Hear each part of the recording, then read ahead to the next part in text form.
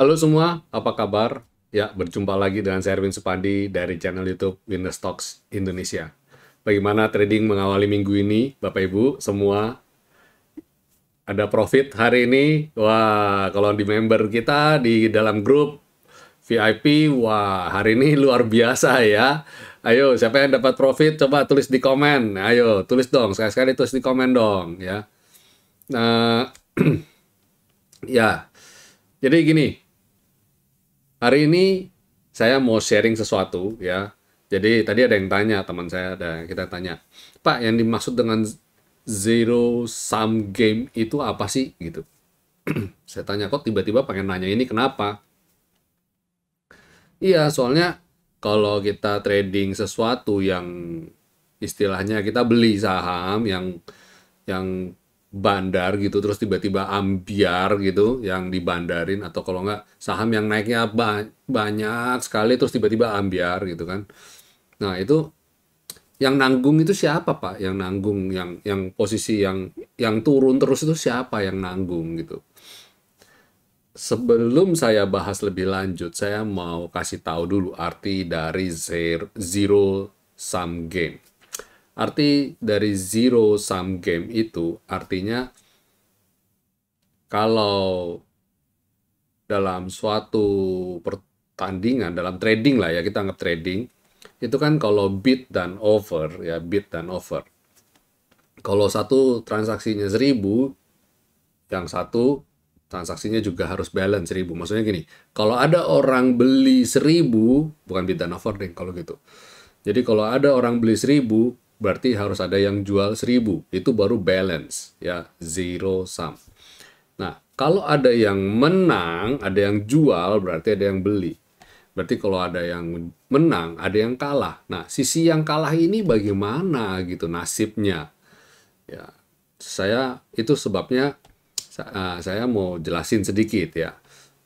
Itu kenapa? Itu sebabnya kita trading hanya di, kalau bisa ya, sebisa mungkin saya merekomendasikan kepada teman-teman di channel ini, di channel YouTube ini adalah emiten-emiten yang masih masuk dalam kategori LQ45 atau Kompas 100 setidaknya. Kenapa begitu?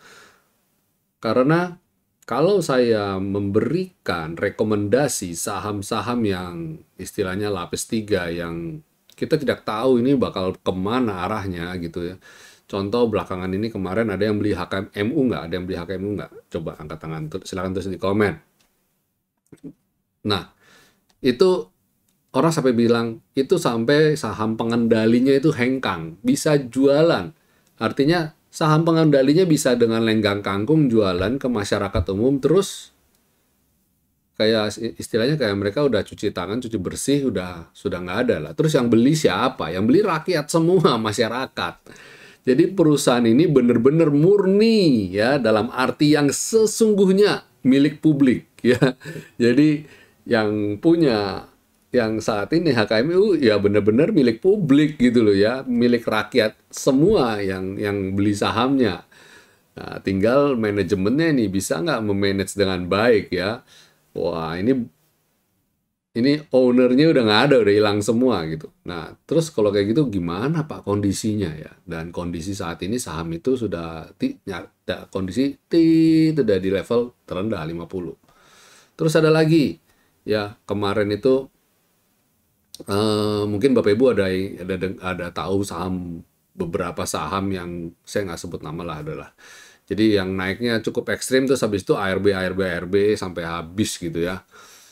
Eh, itu juga dulu, wow, itu juga dulu naiknya juga luar biasa, tapi endingnya sekarang udah tidur juga ya. Zaman dulu juga waktu zamannya kasus rame Jiwasraya, sebelumnya saham-saham yang Jiwasraya pegang itu kan juga saham yang wah, naik turunnya dikendalikan oleh Thanos ya.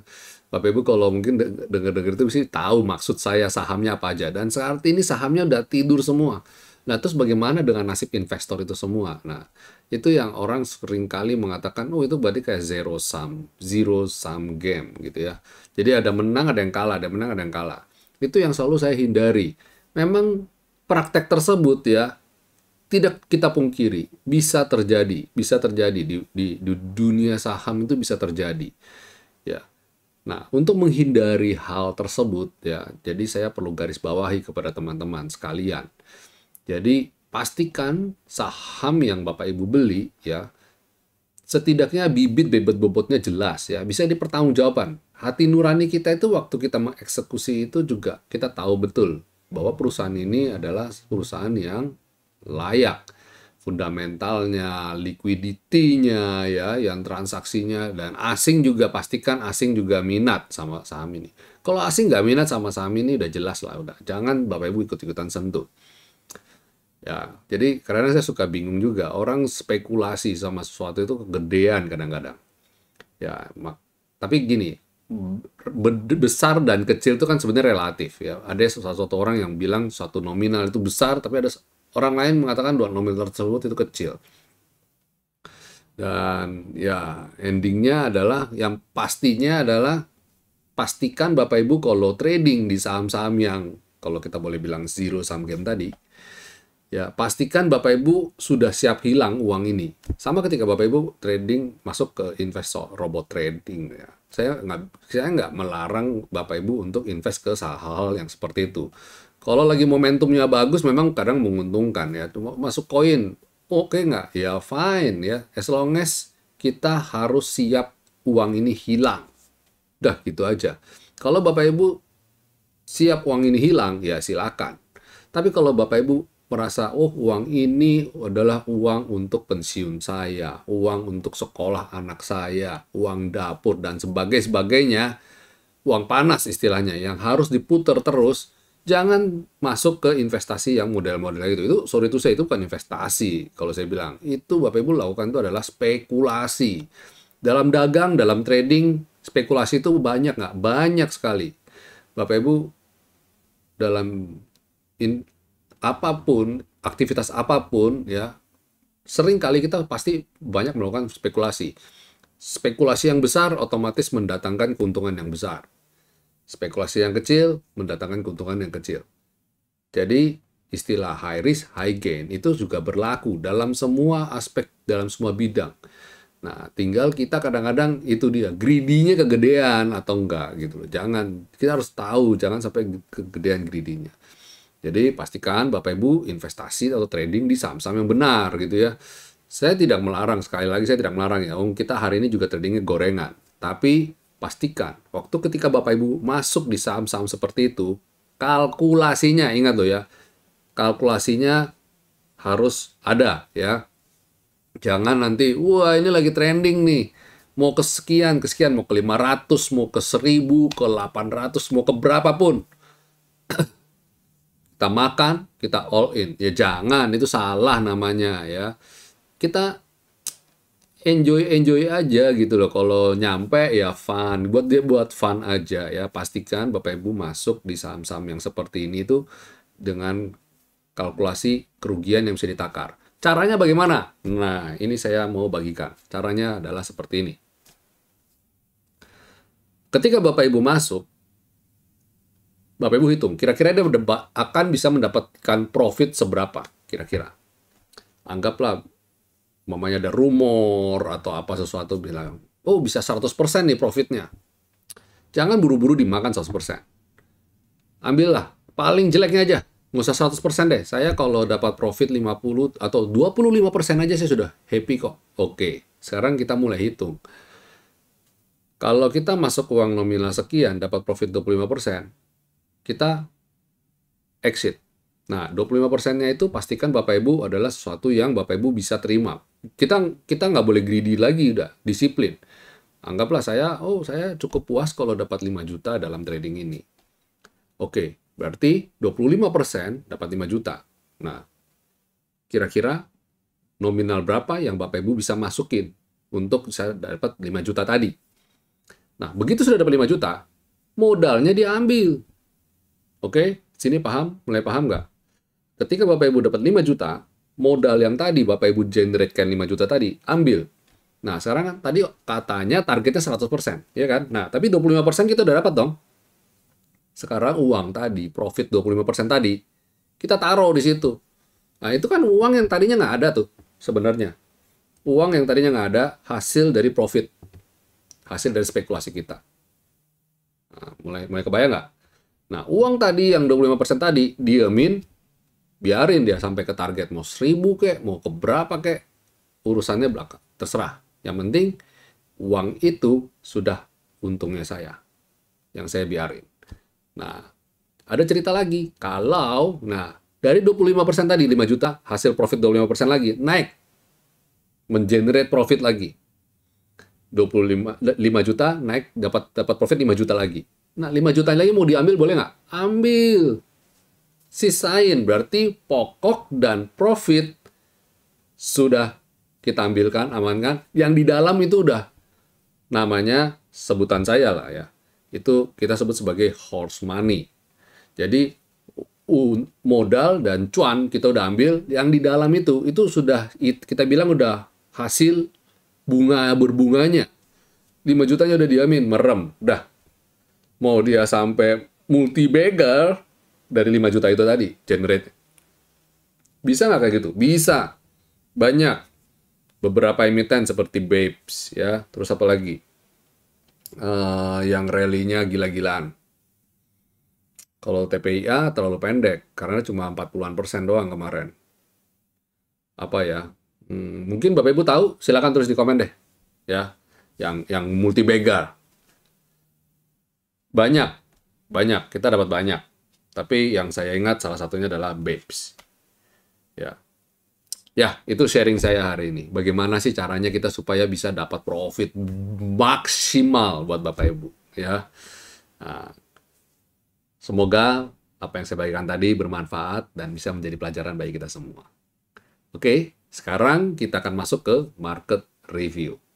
Untuk perdagangan tanggal 21 Februari 2022. Besok angka cantik. Jadi video saya ini saya persembahkan untuk angka cantik tadi. 22 Februari 2022. Wih, keren. 22 222. 5 angka 2 ya. Angka cantik nih. Oke.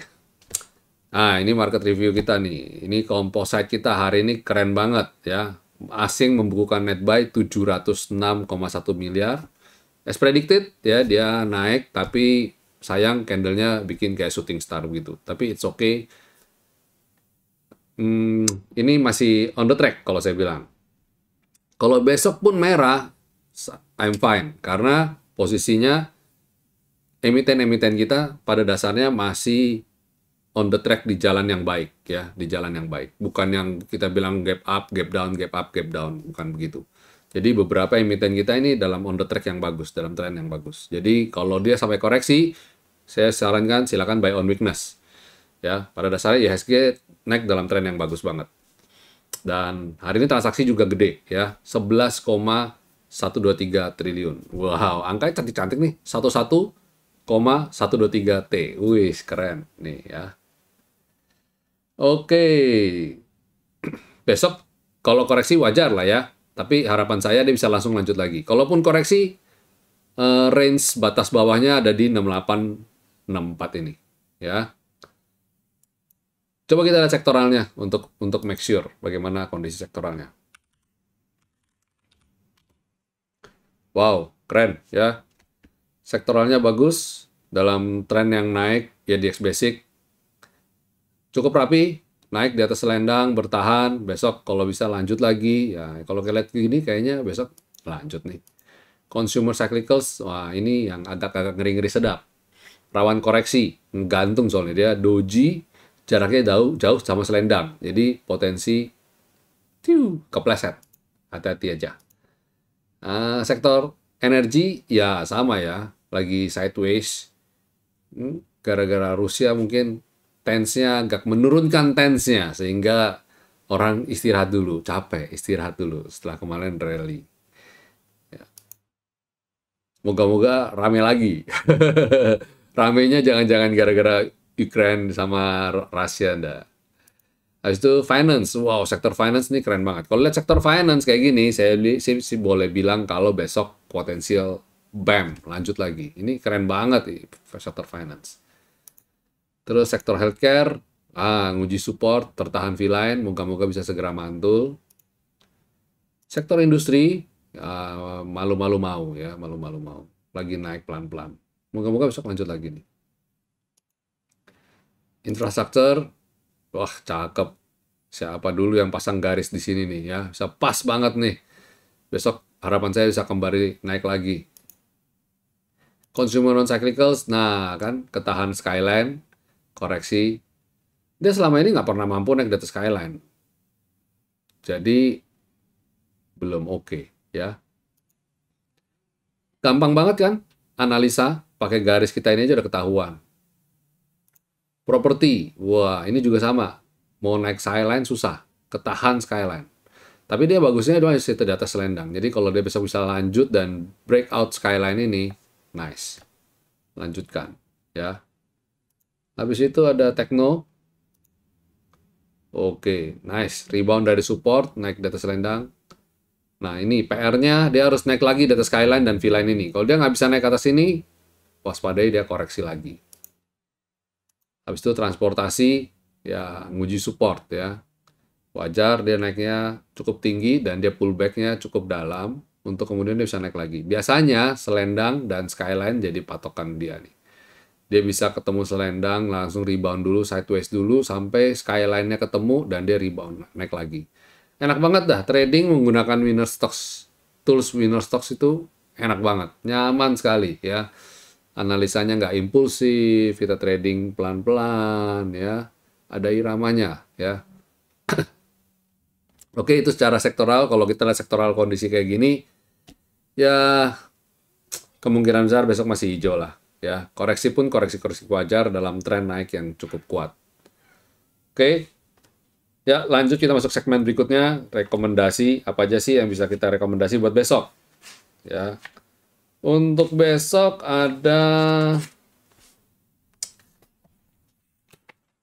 ya pertama Sumarkon. Wah, udah lama nih nggak rekomendasiin properti nih. Ya, ini bagus. Dia naik di atas Skyline. Yang kayak gini nih. Moga-moga besok bisa lanjut lagi. Bisa lanjut naik ke atas V-line ini. Ya. Nah, ini. Bisa keluar dari resisten ini. Ini kalau saya panjangin. Oh, sorry.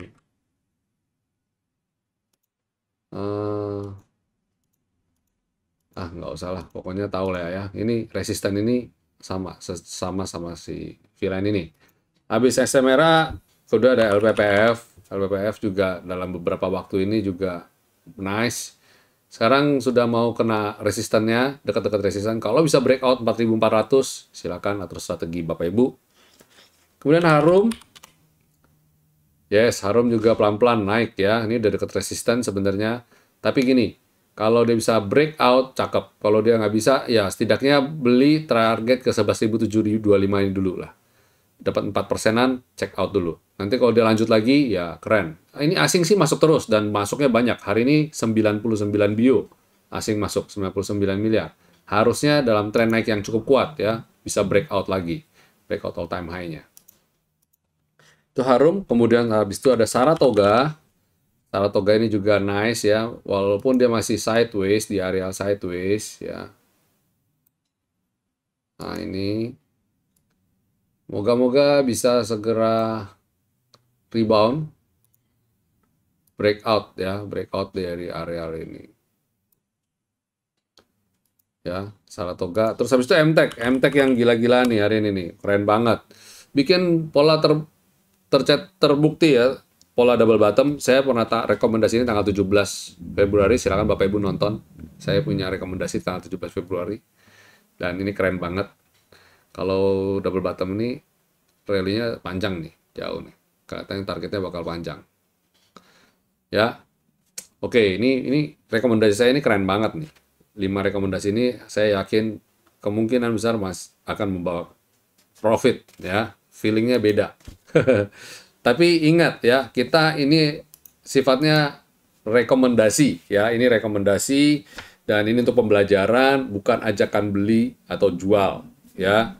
Harus kita tekankan. Ada disclaimer on-nya untuk apa yang saya bagikan tadi. Ya, segala keuntungan adalah milik Bapak Ibu dan resiko pun sama. Karena apa?